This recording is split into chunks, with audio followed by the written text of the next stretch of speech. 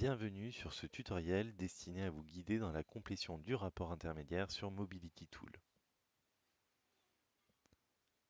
Ce tutoriel est divisé en 3 étapes, l'accès à Mobility Tool, les onglets budgétaires et enfin la rédaction du rapport intermédiaire. L'accès à Mobility Tool, donc via Penelope+, puis ECAS, puis vous arrivez sur l'interface de Mobility Tool. Il y a plusieurs points d'accès, par le biais du portail de la Commission européenne ou via votre espace organisme. En choisissant la deuxième option, allez sur Penelope+, puis sur Espace organisme, intégrez votre code PIC et votre mot de passe. Vous arrivez alors sur votre espace.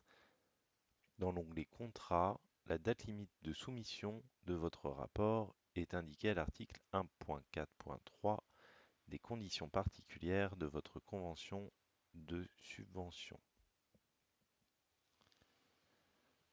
Dans l'onglet Suivi du projet, vous pouvez accéder à Mobility Tool avec l'adresse mail inscrite au-dessus de l'accès.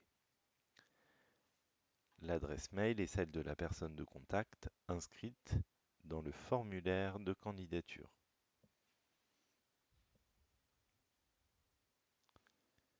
Vous arrivez alors sur ECAS. Il s'agit d'entrer vos identifiants.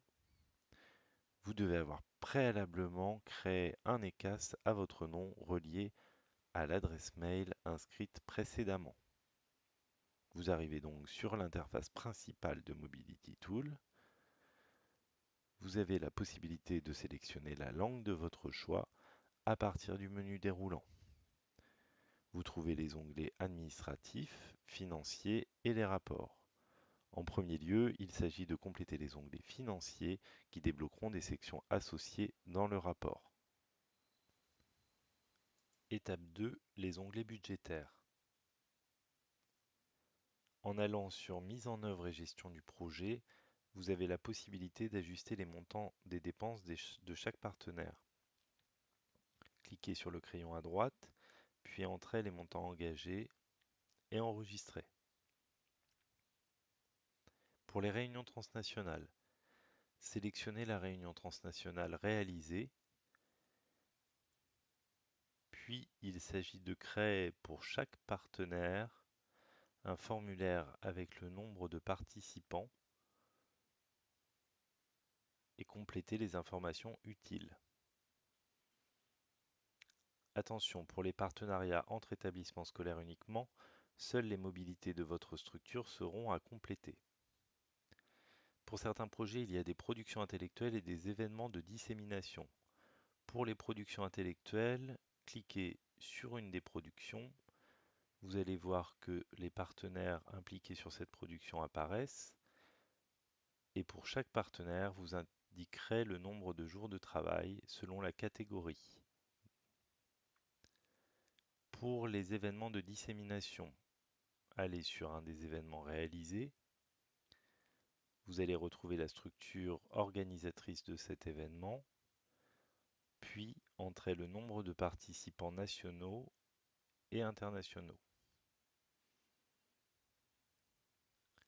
Pour les activités d'apprentissage, de la même manière, vous sélectionnez l'activité concernée, puis vous allez créer un par un les participants en indiquant le nom et les informations utiles.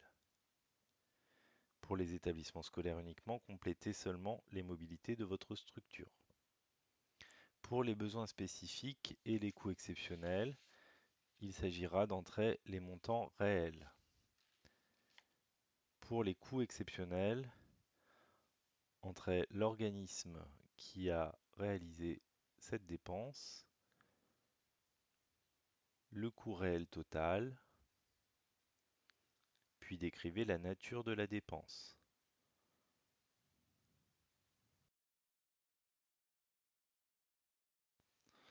Dans l'onglet Budget, on trouve le récapitulatif global de votre budget.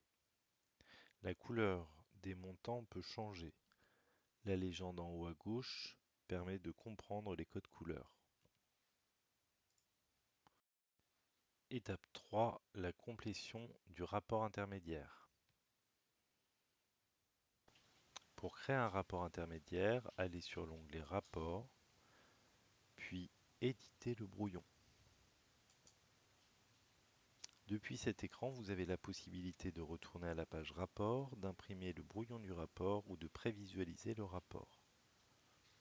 Les données s'enregistrent automatiquement. Nous vous conseillons toutefois de les enregistrer dans un fichier Word séparé. Complétez maintenant les sections du rapport. Lorsqu'elles seront toutes marquées d'une coche verte, vous pourrez aller télécharger la déclaration sur l'honneur.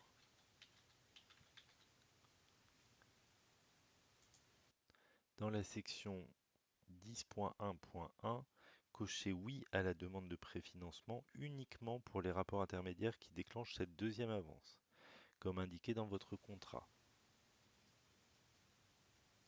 Vous pouvez ensuite aller télécharger la déclaration sur l'honneur, la faire signer par votre représentant légal, puis la joindre en pièce jointe. N'oubliez pas de la marquer comme contenant la déclaration sur l'honneur. Vous pouvez aussi intégrer d'autres annexes comme des comptes rendus de réunion ou des descriptifs d'activités. Vous pouvez commencer à soumettre le rapport. La prochaine étape concerne la protection des données qu'il s'agit d'accepter, puis la checklist. Assurez-vous de répondre positivement à chacune des questions.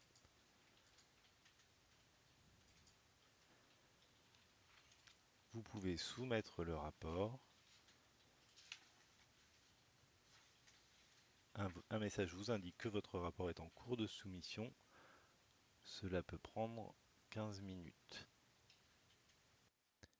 Votre rapport intermédiaire est maintenant soumis. À partir de cette étape, vous ne pouvez plus effectuer de modifications. Votre rapport va être pris en charge par le pôle partenariat. Nous aurons 2 mois pour le traiter. Selon vos conditions contractuelles et le stade de votre projet, une deuxième avance peut être délivrée si au moins 70% du premier versement a été engagé. Ce tutoriel est maintenant terminé. Merci pour votre attention.